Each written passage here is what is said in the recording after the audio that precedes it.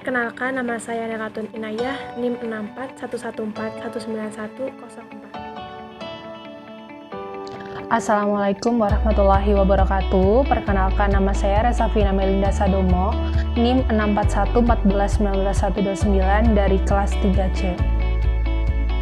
Hai, saya Risma Indriana, NIM 64114191025 dari Rombel 3C. Assalamualaikum warahmatullahi wabarakatuh. Perkenalkan, nama saya Wasilah Hirunisa dengan NIM 64114191003 dari kelas 3C. Perkenalkan, nama saya Nurul Fatimah, NIM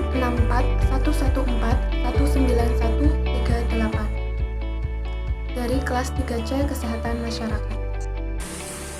Nama saya Andri Saputra, NIM 64114191008.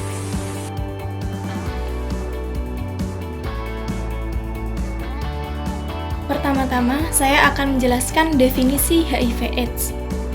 HIV atau Human Immunodeficiency Virus adalah virus yang menyerang sistem kekebalan tubuh yang selanjutnya melemahkan kemampuan tubuh dalam melawan infeksi dan penyakit.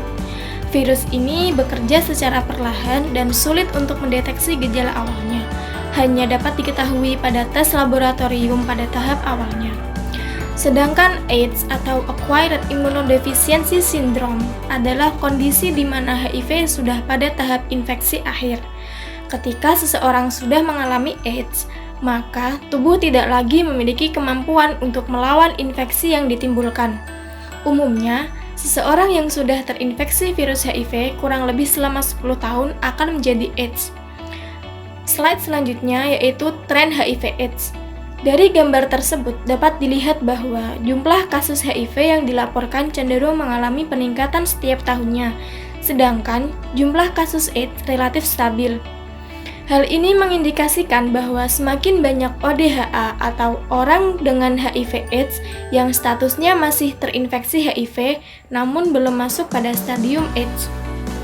Di seluruh dunia, 35 juta orang hidup dengan HIV dan 19 juta orang tidak mengetahui status positif HIV mereka. Di Indonesia sendiri, berdasarkan laporan dari tahun ke tahun, kasus HIV/AIDS masih menunjukkan tren peningkatan yang terus-menerus. Sehingga tidak heran jika Indonesia merupakan urutan negara kelima paling beresiko HIV/AIDS di Asia. Selanjutnya yaitu penyebab atau faktor risiko HIV/AIDS. AIDS ini disebabkan oleh Human Immunodeficiency Virus atau virus HIV yang menyerang sistem kekebalan tubuh pada manusia. Penularan AIDS ini bisa melalui darah, sperma atau cairan vagina dari orang yang terinfeksi virus masuk ke dalam tubuh orang lain. Kemudian faktor risiko HIV/AIDS. Yang pertama melalui hubungan seksual.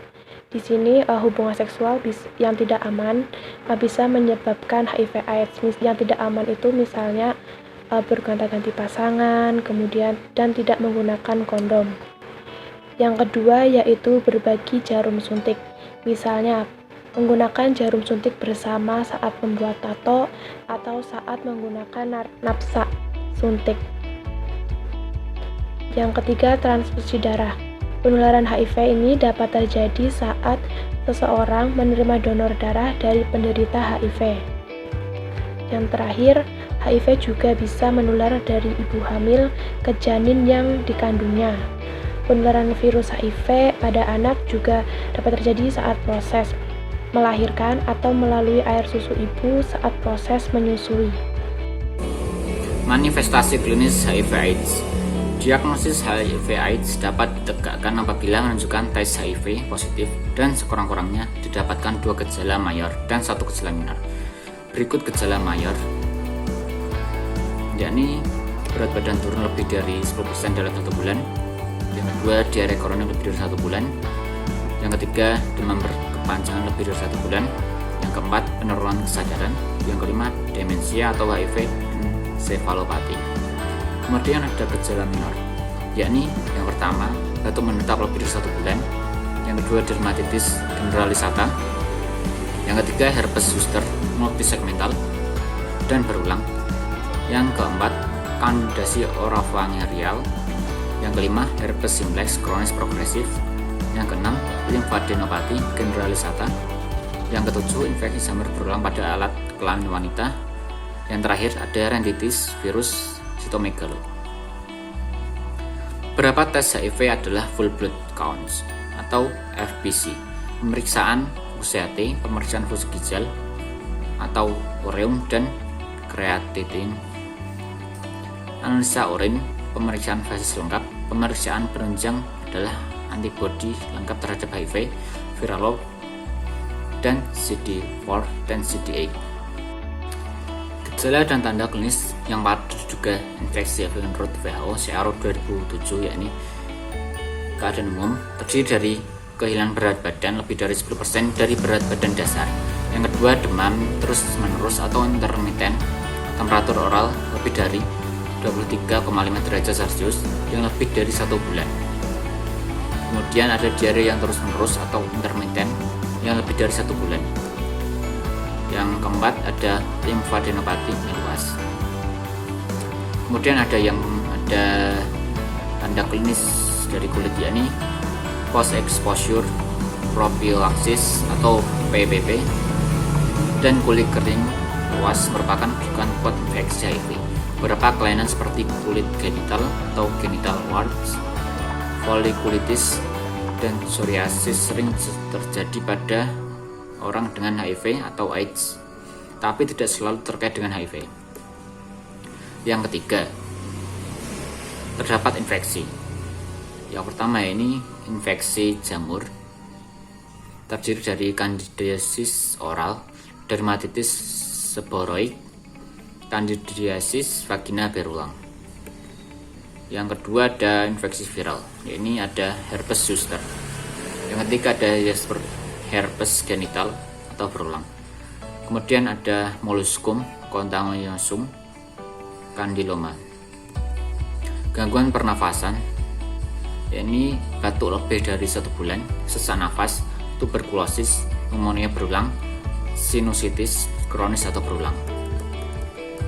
Kemudian ada gejala neurologis, ini kepala yang akan makin parah terus-menerus dan tidak ada jelas penyebabnya, kejang, demam, menurunnya fungsi kognitif. Selanjutnya adalah diagnosis HIV. Nah, untuk diagnosis HIV ini telah berkembang secara signifikan selama 3 dekade terakhir, mulai dari tes generasi pertama hingga tes generasi kelima.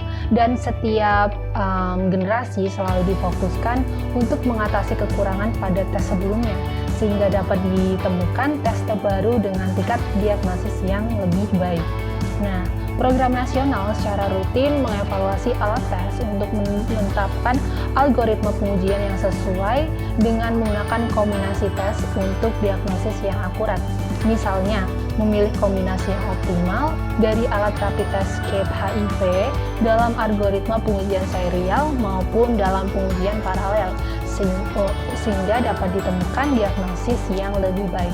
Nah, untuk pemeriksaan diagnosis untuk HIV, ini berupa tes serologi antibodi yang dapat dilakukan menggunakan rapid test, kemudian ada chemiluminescent microparticle immunoassay atau CMIA, kemudian ada enzima immunoassay atau EIA, dan western blot.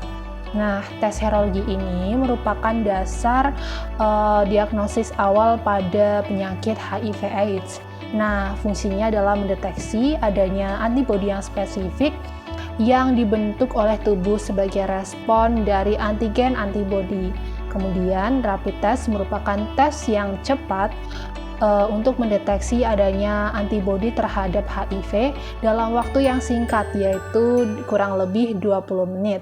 Nah, untuk tes immunoassay mendeteksi antibodi HIV1 dan HIV2.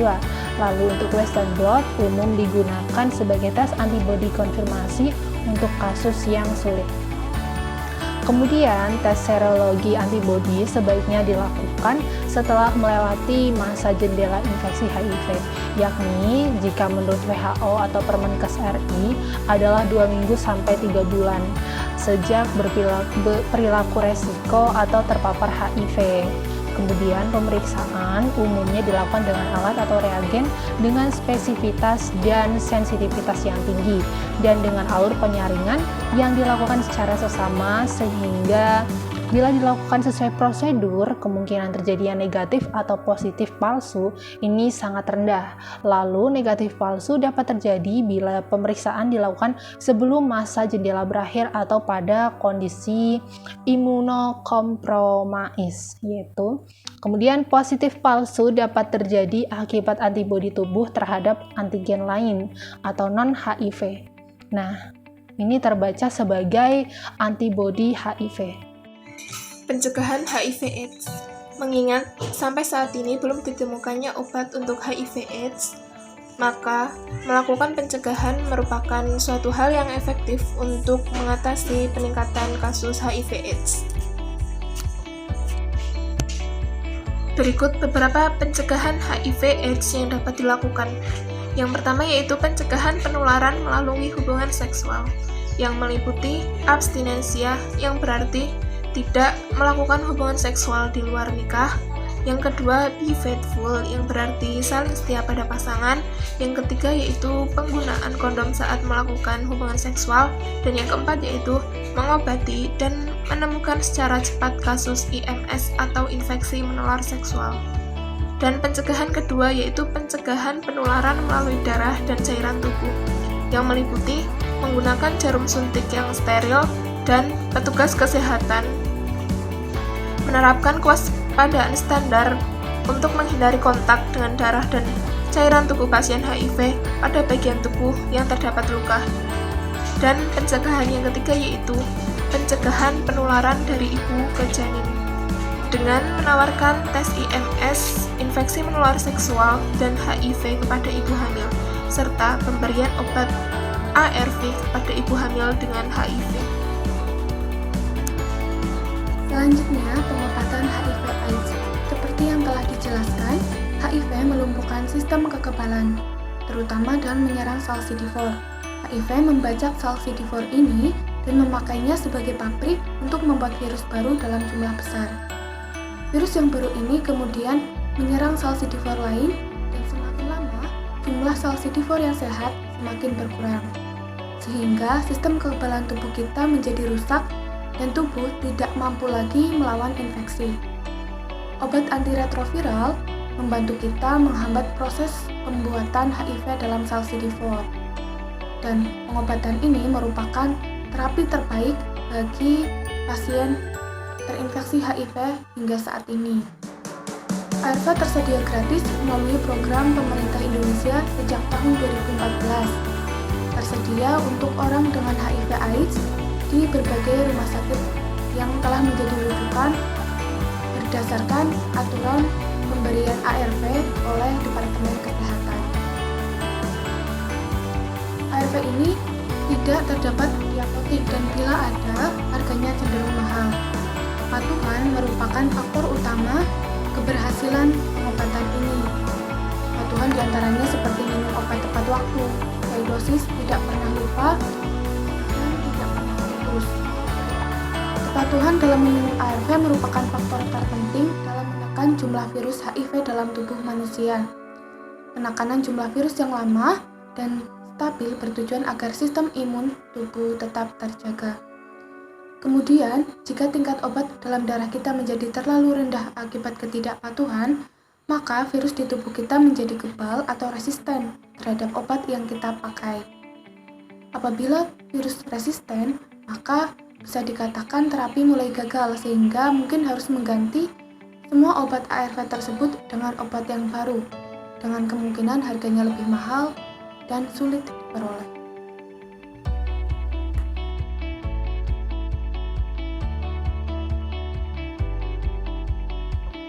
Penyakit menular seksual yang selanjutnya yaitu chlamydia. Penyakit chlamydia ini disebabkan oleh bakteri Chlamydia trachomatis. Nah, penyakit menular seksual ini ditularkan melalui hubungan seksual yang tidak menggunakan kondom atau alat kontrasepsi. Penyakit ini bisa menular melalui seks anal, oral, vaginal, dan saling bersentuhannya alat kelamin. Selain itu, mainan seks yang tidak dicuci dengan bersih juga bisa menjadi media penularan chlamydia. Sedangkan pada ibu hamil, bisa menularkan chlamydia kepada bayi yang dilahirkannya, sehingga menyebabkan matanya menjadi bengkak dan berair atau biasa disebut dengan konjungtivitis. Untuk pengobatannya, chlamydia bisa dilakukan dengan mengonsumsi kombinasi obat antibiotik yang telah diresepkan oleh dokter. Kemudian, apabila chlamydia ini tidak ditangani dengan tepat, penyakit chlamydia ini bisa menyebar dan menimbulkan gangguan kesehatan jangka panjang. Berikut ini beberapa komplikasi chlamydia pada pria. Yang pertama ada epididymitis atau peradangan yang terjadi pada epididymis. Kemudian yang kedua ada reaktif artritis, yaitu peradangan yang terjadi pada persendian. Yang ketiga ada uretritis atau peradangan yang terjadi pada saluran pembuangan urin atau uretra. Selanjutnya ada komplikasi chlamydia yang terjadi pada wanita. Yang pertama ada cervicitis, yaitu peradangan yang terjadi pada leher rahim atau serviks. Yang kedua ada penyakit radang panggul, yaitu di mana kondisi ovarium, rahim, dan tuba fallopi mengalami infeksi. Yang ketiga ada Bartholinitis, yaitu kondisi kelenjar Bartholin yang membengkak. Yang ketiga ada salpingitis, yaitu peradangan yang terjadi pada tuba fallopi yang menyebabkan sel telur dari ovarium sulit untuk menuju rahim dan membuat pengidapnya sulit untuk hamil. Gonore merupakan penyakit infeksi menular seksual yang disebabkan oleh bakteri Neisseria gonorrhoeae. Bakteri ini hanya mempunyai satu host, yakni manusia, dan dapat menginfeksi pria maupun wanita yang mengakibatkan infeksi pada alat kelamin, rektum, dan tenggorokan. Penularannya melalui kontak seksual antara manusia, misalnya melalui vagina, oral, maupun anal. Neisseria gonorrhoeae juga dapat ditularkan selain kontak seksual juga dapat ditularkan secara vertikal oleh ibu saat melahirkan bayinya. Bakteri ini terutama mengenai epitel kolumnar dan epitel kuboidal manusia. Penyakit menular seksual selanjutnya yaitu sifilis. Sifilis atau yang mempunyai nama lain raja singa ini adalah penyakit seksual yang disebabkan oleh kuman Treponema pallidum. Penyakit ini ditularkan melalui hubungan seksual, bersifat laten atau dapat kambuh lagi sewaktu-waktu, bersifat akut dan kronis, menyerang semua organ tubuh, dan kuman penyebabnya dapat menembus plasenta. Epidemiologi sifilis. Pada abad ke-15 terjadi wabah sifilis di Eropa. Setelah tahun 1860, terjadi perbaikan sosial ekonomi sehingga morbiditas penyakit pun menurun. Kemudian selama Perang Dunia Kedua, insiden penyakit meningkat dan mencapai puncak pada tahun 1946. Setelah itu ditemukan penisilin dan insiden penyakit pun menurun. Kasus sifilis di Indonesia adalah 0,61%. Penderita yang terbanyak adalah stadium laten, disusul sifilis stadium yang jarang, dan sifilis stadium kedua. Klasifikasi sifilis. Secara klinis, sifilis dibagi menjadi dua, yaitu sifilis kongenital dan sifilis akuisita. Sifilis kongenital adalah suatu infeksi serius yang dapat berdampak kecacatan seumur hidup dan mematikan pada bayi baru lahir. Ibu hamil yang terinfeksi Treponema pallidum dapat menularkan bakteri tersebut ke janin melalui plasenta ke dalam tubuh janin. Sedangkan sifilis akuisita adalah infeksi yang didapat dari kontak langsung dengan lesi kulit atau selaput lendir yang mengandung Treponema pallidum. Penularannya dapat melalui transfusi darah. Selanjutnya yaitu diagnosis sifilis. Yang pertama dengan pemeriksaan pembantu diagnosis sifilis. Yang kedua dengan pemeriksaan Treponema pallidum.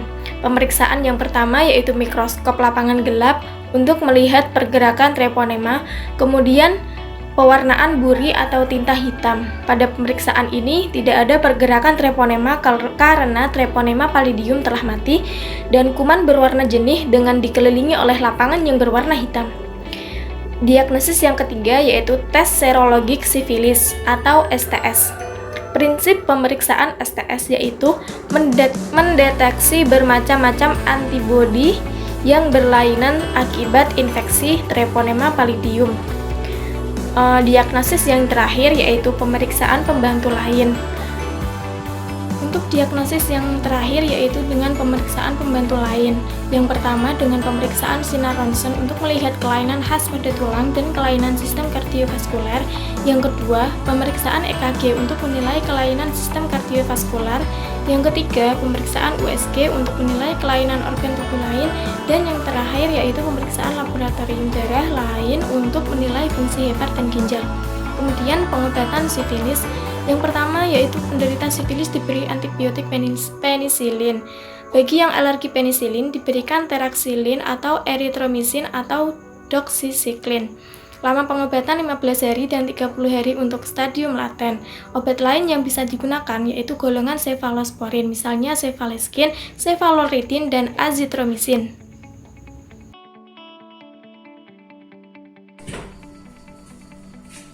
Herpes genital atau herpes kelamin disebabkan oleh virus herpes simplex atau HSV yang menular melalui hubungan intim, baik lewat vagina, mulut, ataupun anus.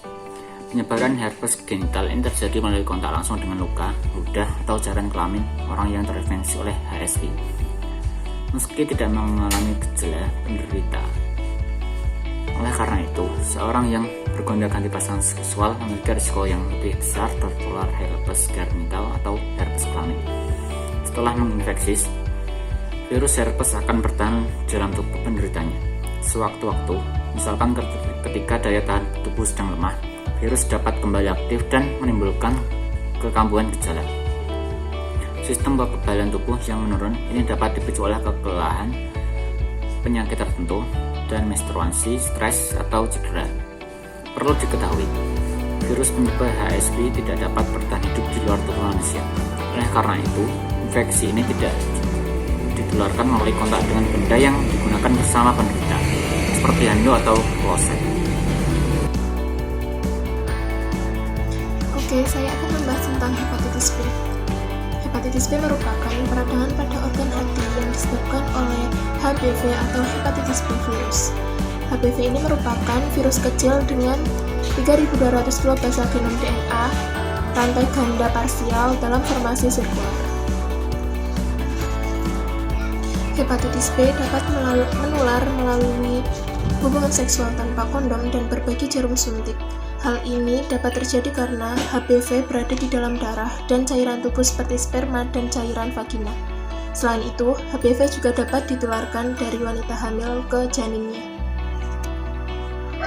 Hepatitis B terbagi menjadi dua tipe, yaitu infeksi akut dan infeksi kronis.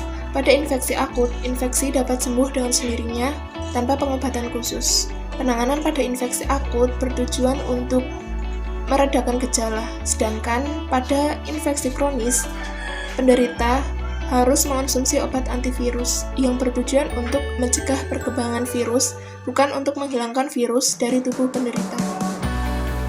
Pencegahan utama hepatitis B dapat dilakukan dengan cara vaksinasi. Vaksin hepatitis B dilakukan atau wajib dilakukan saat anak-anak dan perlu diulang saat usia dewasa. Selain vaksinasi, pencegahan hepatitis B dapat dilakukan dengan cara melakukan hubungan seksual yang aman dan tidak menyalahgunakan penggunaan nafza. Selanjutnya, saya akan menjelaskan mengenai penyakit jengger ayam atau kutil kelamin. Nah, penyakit ini disebabkan oleh virus papiloma dan biasanya kutil kelamin ini tumbuh di sekitar kelamin atau anus.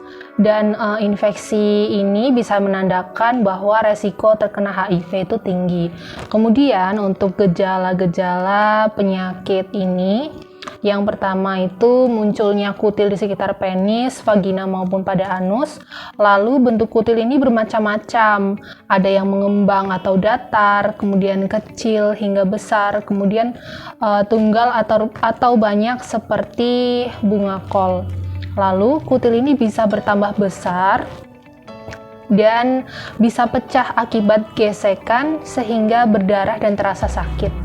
Lalu kutil kelamin itu dapat dihilangkan dengan proses operasi kecil oleh dokter, namun tidak bisa disembuhkan secara total, sehingga seumur hidup kutil ini dapat kambuh ketika kondisi tubuh ini melemah.